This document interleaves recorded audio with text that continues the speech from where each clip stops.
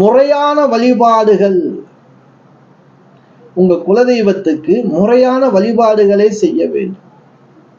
நம்ம நினைச்ச நேரத்துக்கு நமக்கு லீவு கிடைக்கிற நேரத்துக்கு குலசாமியை போய் பார்க்கறதுக்கு அது ஒண்ணும் நமக்கு இஷ்ட தெய்வம் இல்லை.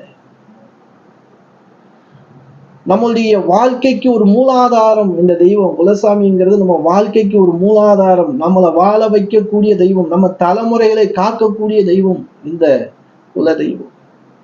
இந்த 12 மாசம் தமிழ் மாசத்துல மாசி மாதத்தை குலதெய்வ வழிபாட்டுக்கு ஏன் கொடுத்தாங்க?